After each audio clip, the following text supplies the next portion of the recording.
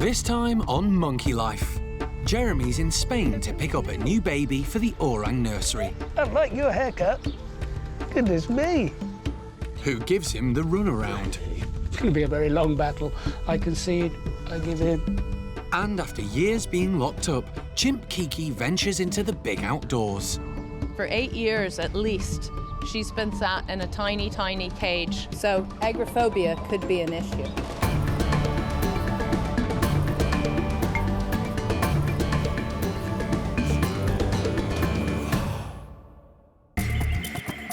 Monkey World in Dorset is buried deep in the English countryside and is the largest sanctuary of its kind on the planet.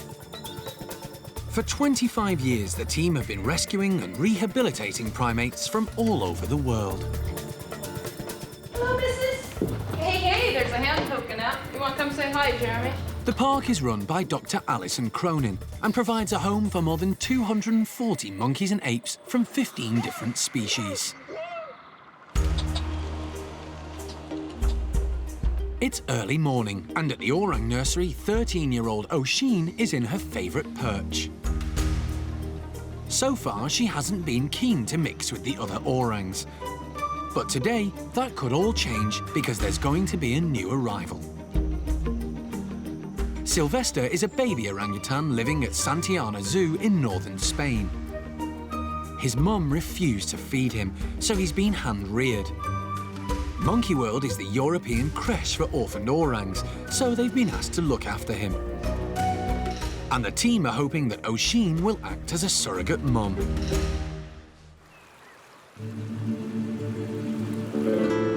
Animal director Jeremy Keeling has just arrived in Santander to pick him up. Hello. Hello.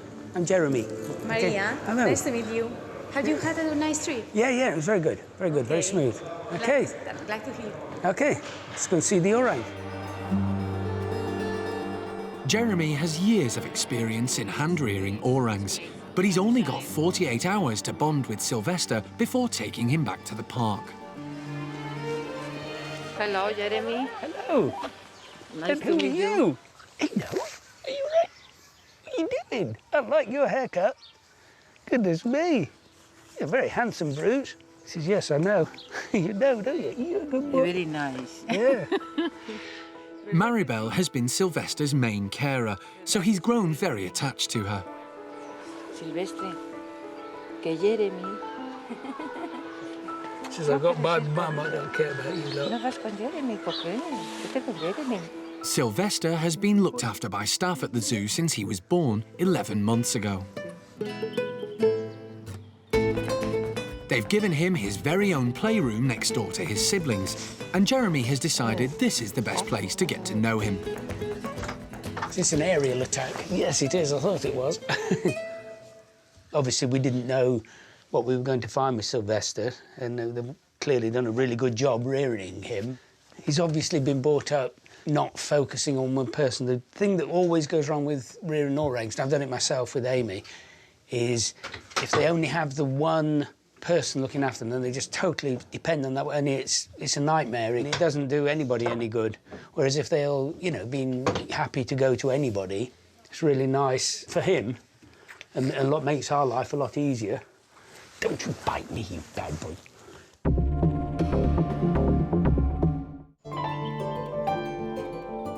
Back in Dorset, it's a big day for Chimp Kiki too. She's going outside at the park for the very first time. Kiki was recently rescued from the Lebanon. For years, she'd been kept as a pet, locked up in a small cage at the side of a road. She'd led a very lonely life, so her introduction to Hananya's gang has been a bit of a culture shock. Her first encounter with the leader himself didn't go quite as expected. Far from being shy and retiring, Kiki was, if anything, overconfident, and Hananya felt the need to show her who was boss. Kiki's progress in terms of her rehabilitation is unparalleled. We've never had a chimp come in that's 8 or 9 years old, has never been with other chimpanzees, and has immediately settled into chimpanzee culture and lifestyle from the very first day. All of her introductions to the individuals in Hananya's group have gone brilliantly. So, you know, it's making us all a little bit tense because everything's going so well. You're waiting for a little dip in the roller coaster ride, but it just hasn't happened. So, you know, we're taking Kiki's lead. If she's ready to push on ahead, then so are we. And it's a lovely, fine day today. So today's going to be the first day that Kiki goes outside in her new huge enclosure. And, you know, there are going to be a few issues for her. Kiki relaxes inside, oblivious to what's about to happen.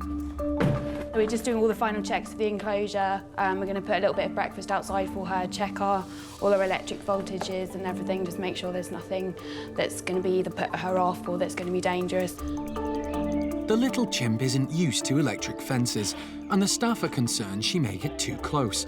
So today they're turning the voltage down slightly. A scattering of breakfast is usually all it takes to entice the chimps out. With the slide to the bedroom open, Honey and Valerie lead the way. Tuti and Zeynep follow. Along with Patricia, these 4 chimps have been specially chosen because they've been particularly friendly to Kiki since she arrived. But so far, Kiki isn't tempted, preferring the security of the adjacent playroom. For 8 years at least, she's been sat in a tiny, tiny cage with not a lot of freedom. So agoraphobia could be an issue. Staff open the door to the playroom as well to try and encourage Kiki outside. But she's still reluctant. In the end, Patricia realizes she's missing and comes to her rescue, leading the way.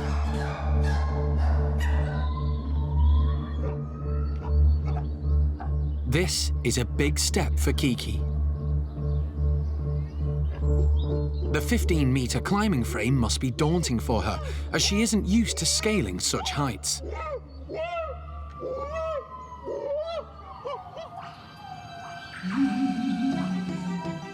Valerie gives her some reassurance, while Honey watches from on high.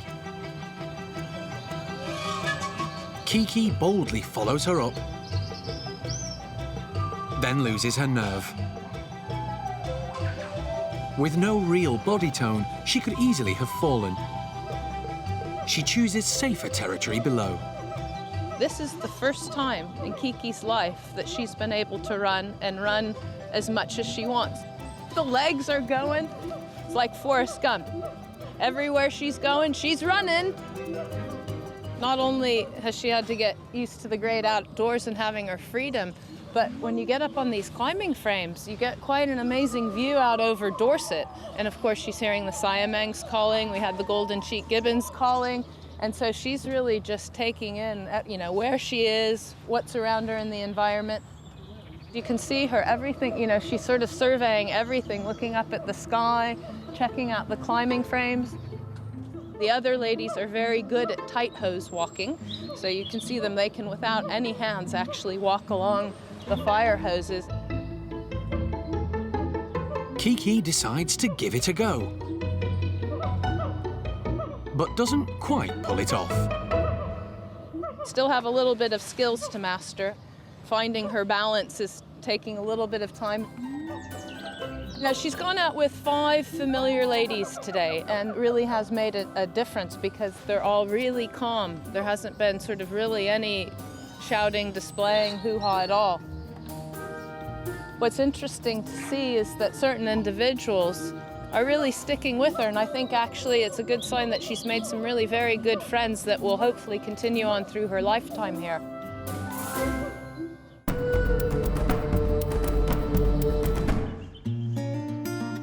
In Spain, Jeremy is slowly winning Sylvester over. There's a spot right between an orangutan's shoulder blades. If you touch it, they just fall apart. They can't cope. They go all like this. Sylvester is a Sumatran orangutan. All the other orangs at Monkey World are Bornean. Sumatrans are more ginger than auburn in colour, and their hair is slightly longer. They also tend to have longer faces. Got you.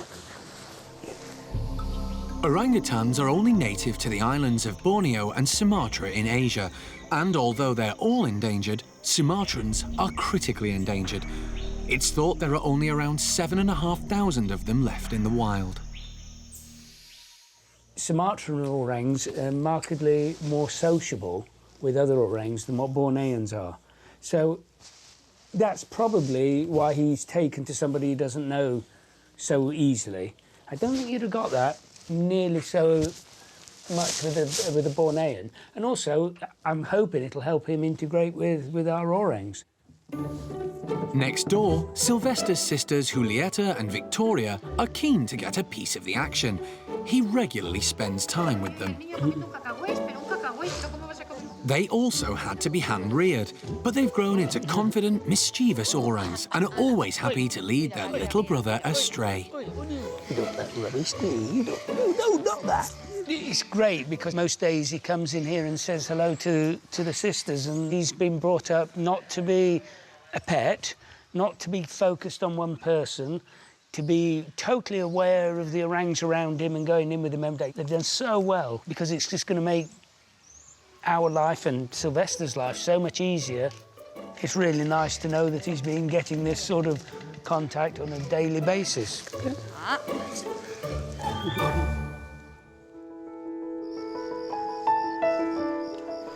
It's been a while since Jeremy has hand-reared an orang, but his skills are about to be put to the test. Just trying to see whether he'll take a bottle from me. There you go. Is that all right? When you're hungry enough, it's not so bad, is it? Don't choke. Don't choke, you idiot. Have you done? Yeah, done choking. It's important that he learns that, you know, that me, somebody else is going to feed him other than the people that he's used to. And particularly orangs get very fixated on one person feeding them. And an orang is so mother-dependent, even more than a chimp or a gorilla, because they only see their mothers. I mean, being a more solitary animal, and there is very little interaction between anybody else other than your mother, and that's okay until there comes a time when that person isn't there anymore. Don't bite your teeth. With Sylvester fed, Jeremy turns his attention to the rest of the nighttime routine. Right, watch this. Good boy. Quickly. Go off with one and on with the other. Quick as that. I always say if you can get a nappy on an orangutan, you can do pretty well anything. That's it. All done. Yeah. Come on. Come on, we're going back. We're going to bed now.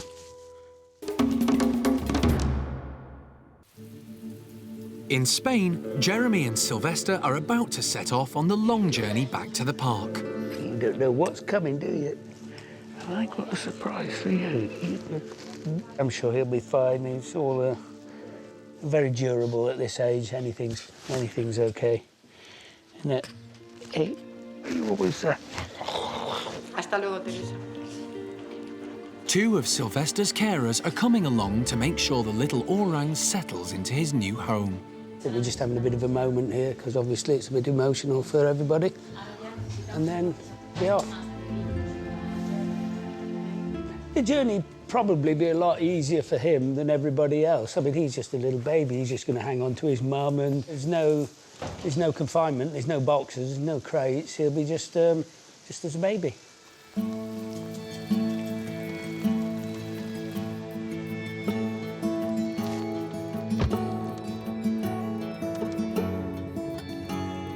He's fine, couldn't care less. Just hanging out. Obviously of interest because he's not done it before, but you're not bothered, are you? Wait, Sylvester? No. His departure has attracted a lot of attention from the press. He's even given his own ticket. Special permission has been granted for Sylvester to travel in one of the cabins on the ferry because he's so young. Normally, primates are transported in crates in the cargo area. The journey from Santander to Portsmouth will take 20 hours. That's a long time to keep a baby orang amused, and Sylvester soon has the upper hand.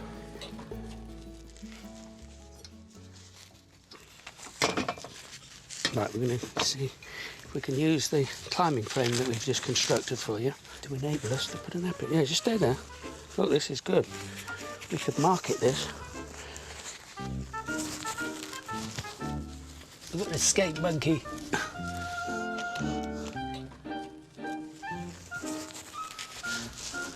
Where's that dart gun? It seems Jeremy's success with the nappy last night was a bit of a fluke.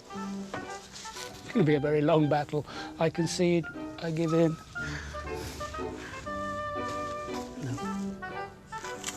There. Just leave that on now, OK? That is a very bad idea. That is a terrible idea.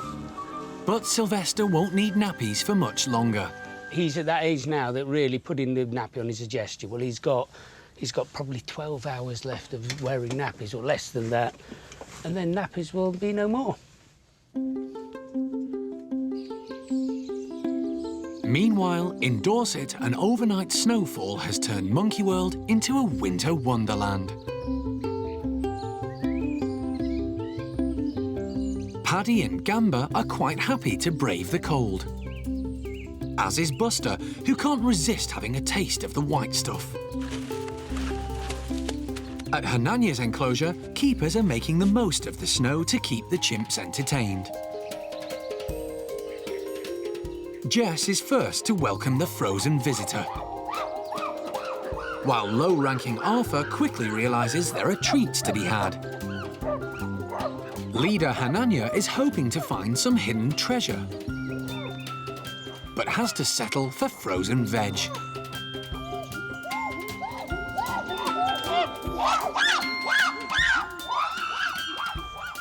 Some of the residents are having to stay indoors today, but that doesn't mean they have to miss out on the fun.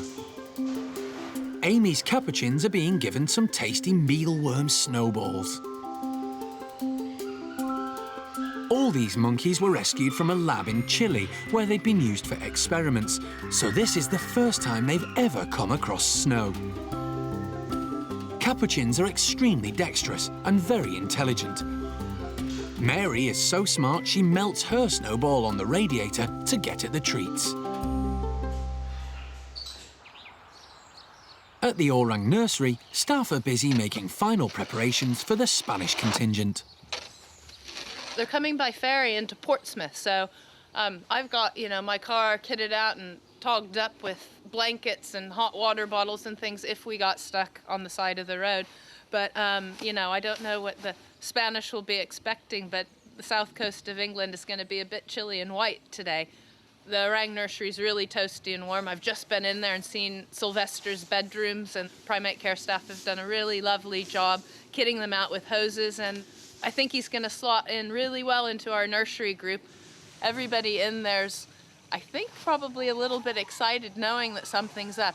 The 3 youngsters and Oshin are all ready to go, and it's going to be a very exciting day. We just have to get little Sylvester down here from the ferry port across to Monkey World, and the roads are going to be a little bit slippery today. Back on the ferry, Sylvester is still monkeying around. His Spanish carers, Maribel and Andrea, have got the dubious task of getting him to take a nap. But he has other ideas and has managed to ditch his nappy again.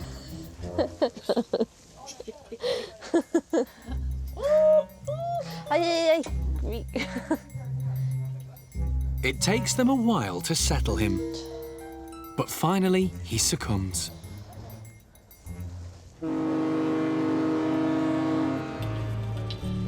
When the ferry arrives at Portsmouth, Alison can't wait to meet her new charge.